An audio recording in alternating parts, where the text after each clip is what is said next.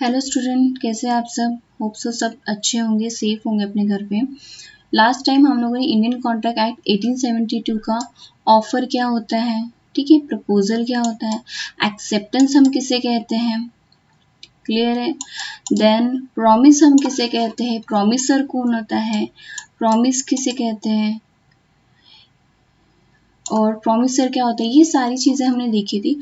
अब आज हम देखेंगे नेक्स्ट हमारा, हाँ, अब यहाँ तक हमने देखा था, ये सबको समझ में आया। एक्सेप्टेंस क्या होता है, प्रॉमिस क्या होता है। प्रॉमिस क्या होता है, जब ऑफर प्लस एक्सेप्टेंस होता है, कोई ऑफर देता है और जब हम उसे एक्सेप्ट कर लेते हैं तो वो क्या हो जाता है, प्रॉमिस हो जाता है, ठीक है। प्रपोजल क्या होता है, जब कोई पर्सन, कोई ए बी को क्या करता है, प्रपोजल देता है, किसी अपनी इच्छा जताता है कि वो काम करने के लिए, जब वो कोई प्रपोजल देता है, कोई ऑफर देता है या कोई काम नहीं करने के लिए कोई प्रपोजल देता है, तो उसे हम क्या कहते हैं, प्रपोजल कहते हैं, ठीक है। ये सेक्शंस मैंने कहा था, ये याद रखना। अब हम आते हैं ये सारा, अब यहाँ से हम ऊपर नीचे से ऊपर जाएंगे, ठीक है। पहले हम कंसीडरेशन समझते हैं कि कंसीडरेशन क्या होता है। कंसीडरेशन सेक्शन 2D में दिया हुआ है, ठीक है, सेक्शंस याद रखने हैं। When at the desire of promisor, किसकी इच्छा से, प्रोमिसर, हमारे इसमें प्रोमिसर कौन था, ए था, ठीक है। द प्रोमिसी क्या करता है, द प्रोमिसी हैज डन और एब्सटेन फ्रॉम डूइंग समथिंग, कुछ करने के लिए और कुछ नहीं करने के लिए, डज और abstain from doing something or any other person promise to do or abstain from doing something, such act, abstains or promise is called a consideration for promise. उस promise को पूरा करने के लिए क्या मांगता है, consideration. अब consideration को एक simple meaning में अगर आप लोगों को बताऊं तो इसे हम कह सकते हैं नुकसान भरपाई, ठीक है, या फिर हम सिंपल कह सकते हैं मनी। अब मनी कैसे कह सकते हैं, मैंने क्या किया था, ए ने बी को ऑफर दिया कि तुम ये गुड्स बनाओ, ठीक है, तुम ये गुड्स बनाओ तो मैं तुम्हें क्या दूंगा, 5 लाख रुपीस दूंगा। तो उस गुड्स को बनाने के लिए जो पैसा लगेगा वो किसे देगा, ए बी को देगा। तो जब मनी आ जाता है, अगर मैं एक चीज सबको समझो, अगर आप अपने दोस्तों से बोलते हैं कि थोड़ी देर के लिए मुझे अपनी गाड़ी दे दें, क्या आपने उसमें कंसिडरेशन डाला है। आप उसको अगर आप उसको बोलते हैं, सपोज ए है कोई, ठीक है, ए और बी है, ए और बी से ही मैं आपको समझाती हूँ। ए बोलता है कि मुझे थोड़ी देर के लिए तुम्हारी गाड़ी दे दे, बी को तुम, ये दोनों फ्रेंड है, ठीक है, ये बोलता है थोड़ी देर के लिए तुम मुझे गाड़ी दो, और बी बोलता है कि अगर गाड़ी को कुछ हो गया तो तू नुकसान तू भरेगा। तो इसमें क्या हो गया, कंसिडरेशन आ गया। बट अगर ए थोड़ी देर के लिए बोल रहा है, थोड़ी देर के लिए गाड़ी दे दें, मुझे थोड़ी देर के लिए तेरी गाड़ी दे दे, तो इसमें कोई कंसिडर, वो बी क्या करेगा, दे देगा, अरे दोस्त से दे देगा, तो इसमें क्या कंसिडरेशन आ रहा है, नहीं, ठीक है। तो जहां कंसिडरेशन नहीं होता है वहां कोई एग्रीमेंट नहीं होता, क्लियर है। देखो अब इसमें कंसिडरेशन आ रहा है that is 5 lakh rupees. 5 lakh rupees हमारा क्या है, कंसिडरेशन। उस काम को करने के लिए जो कीमत लगती है उसे हम कहते हैं कंसिडरेशन, उसे हम कहते हैं नुकसान भरपाई, ठीक है। और अगर ए, जैसे मैंने एक और एग्जांपल आपको दिया था, ए बी को बोलता है कि तुम ये गुड्स मत बनाओ तो मैं तुम्हें 2 लाख रुपीज दूंगा, तो उसके बदले में वो कंसिडरेशन दे रहा है, वो चीज़ वो नहीं कर रहा है, इसलिए उसका कंसिडरेशन क्या हो गया, 2 लाख रुपीज। तो 2 लाख रुपीज क्या हो गया, कंसिडरेशन। समझ में आया, कौन से सेक्शन में दिया हुआ है, 2D।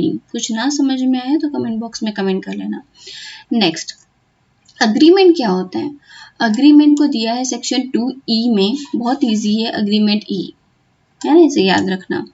तो एवरी प्रॉमिस, सभी promise and every set of promise forming consideration, जिसमें भी कंसिडरेशन आ जाता है, for each other is an agreement. अगर कंसिडरेशन नहीं है तो वह एग्रीमेंट नहीं होगा।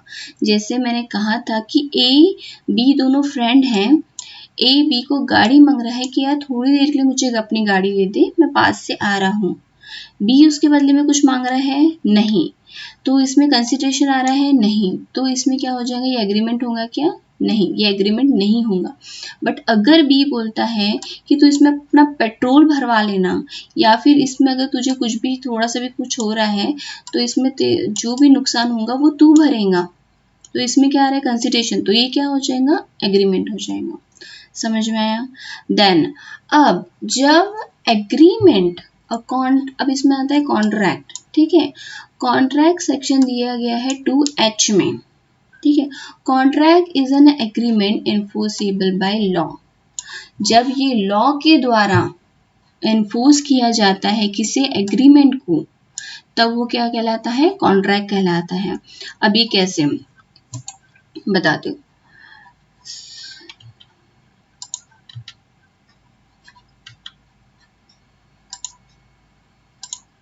अभी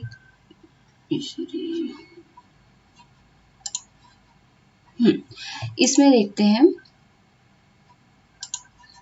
देखो अब इसे मैं कैसे समझाऊं कि एग्रीमेंट जो, हाँ एग्रीमेंट जो है जब एनफोर्स किया जाता है किसके द्वारा, लॉ के द्वारा, ठीक है। जब इसमें लॉ इन्वॉल्व हो जाता है, ठीक है, इसमें legal rules and regulation involve हो जाते हैं, तब ये क्या बन जाता है, कॉन्ट्रैक्ट बढ़ जाता है।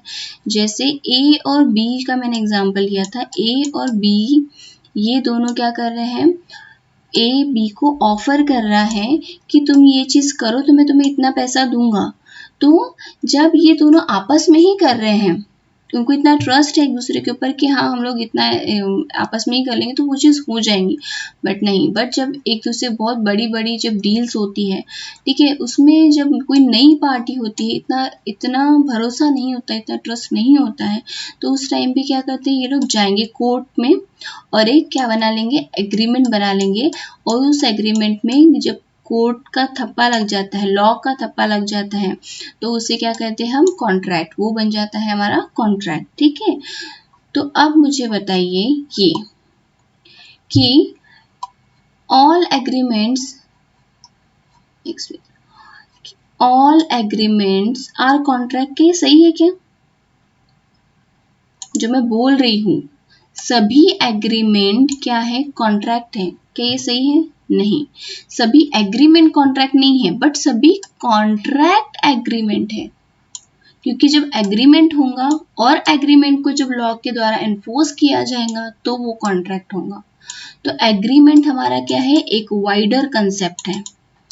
एग्रीमेंट क्या है हमारा, एक वाइडर कंसेप्ट है देन कॉन्ट्रैक्ट के। कॉन्ट्रैक्ट तभी बनेगा जब वो एग्रीमेंट होगा प्लस किसके द्वारा वो एनफोर्स किया जाएगा, लॉ के द्वारा क्या किया जाएगा, वो एनफोर्स किया जाएगा।